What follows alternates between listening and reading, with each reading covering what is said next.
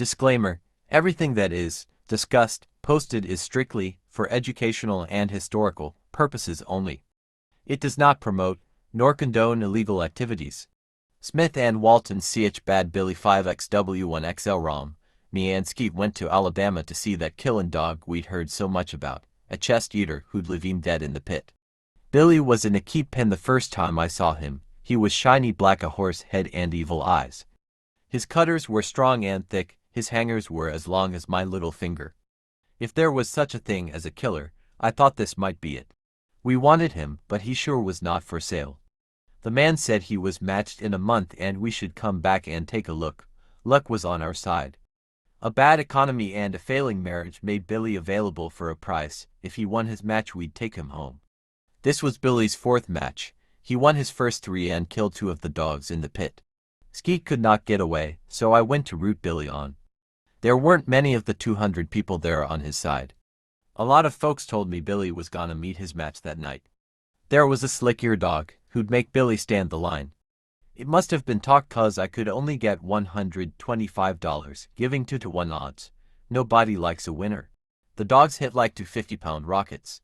Billy drove for his hold, but the ear dog could dance. He kept Billy out for 20 minutes and looked real fancy until he got stuck in a corner. Billy locked on his chest and lifted his front end off the ground. The hair stood up on the back of my neck as Billy drove deeper and deeper up into the chest. 16 minutes later, Billy spit him out and went to the throat. The dog was dead. His chest looked like he had been shot with buckshot and some of his rib bones were pulled through the skin. Billy ate a few peanuts and we went home. I called Skeet and told him we were the proud owners of a 1 in a million. We made plans and the world sure looked good. I kept Billy with me and we became good friends. We saw the county together and he never spent another night outside. He would play with other dogs and I could let him run loose. It was hard to believe he was a devastating killer. Billy was the dog I'd been looking for since I was a boy, a gentle friend and yet a punisher and a finisher. Skeet and I looked for the best 50-pounder in the county.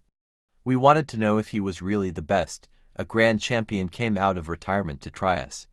We bet more money than we had, but God, we had faith in that dog. I conditioned Billy myself.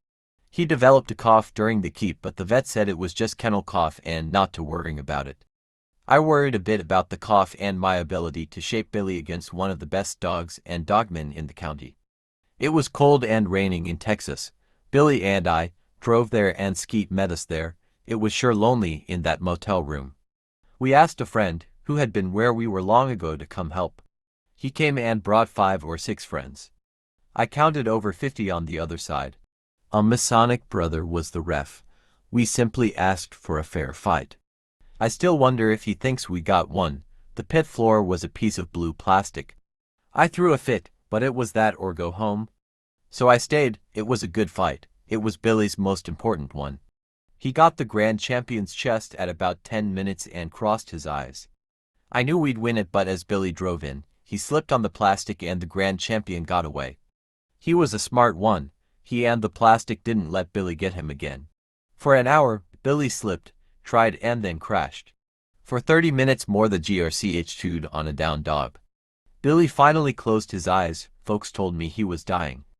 I think he was. I could not get him to his feet. I snapped my fingers and Billy bit towards the sound and grabbed my pants leg. I believed he was game, but I think I was the only one. I conceded the fight at 133, providing I get a courtesy scratch. It was important. Billy was limp in my arms. I didn't think he could go. I laid him on the floor. He stumbled across and crawled into the GRCH. I broke him off with a stick. I felt terrible, yet Billy only greater in my eyes. My only thought was saving Billy. The friend who came to help saved his life and I'll always be grateful. Billy just would not give in. I kept him in bed with me so I could feel his body heat. It was a long drive home for me and Billy. Everyone figured Billy was finished. Even Skeet lost the heart to go on. I can't blame him, as it took us a year to pay off the loss. The world sure looked bleak. I believed that Billy lost because of the plastic, even though he fought a great dog. I needed to know if Billy could beat the GRCH on a carpet. I made an offer, but there was no chance. The GRCH's owner made me feel a little better when he told me I had the better dog, but he was the better dogman. The GRCH is dead now. Billy and I shed a tear when he died, for a great dog, and the lost chance to know for sure whether it was the plastic or not. There have been killer dogs and there have been desperately game ones. That night in Texas proved Billy was both. That last scratch was Billy's moment of truth, and was worth all his kills. It was Joe Louis looking up at Rocky Marciano, knowing what could have been. Billy pulled through but was messed up for the better part of a year. The cough turned out to be valley fever. After a year of treatments and thanks to a new drug, Billy became one of the first dogs to survive the disease, although it left him with a cough forever. I started to make new plans. I rolled him to see if he had anything left. He demolished a white one in 11 minutes. The white one's owner still has nightmares about old scared demon eating his dog's chest. Billy turned 7. If he was going to battle again, it had to be soon. I decided to try a champ that had a reputation. His owner and the gunslinger who handled him had even bigger reputations. I conditioned Billy again. This time he looked a lot better. A man helped me and thanks to him my conditioning improved and Billy benefited.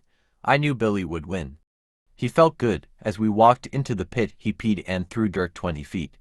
The gunslinger was waiting for us with the CH in the pit. Billy got his chest hold early and at 5 minutes the black blood hit the floor. He rattled the lungs. Billy drove him up and pulled the muscle from the bone. The gunslinger knew it was over but never gave up. Billy ate the chest for 17 minutes. The champ scratched when he should not have. Billy toyed with him for an hour, dragging him around the pit, not going for the throat until the CH could no longer lift his head. At an hour and 11, Billy hit the throat and the CH was dead. He was a good one. The killer had returned. Billy sealed his place in history. The stories spread across the county and he finally got the recognition he deserved. Billy stopped a 62-pounder in 32 minutes 1 week later, but that did not go on his record. The big one just wasn't in the same league. I rolled Billy one final time for some friends. He was fat, off the chain and gassed out early.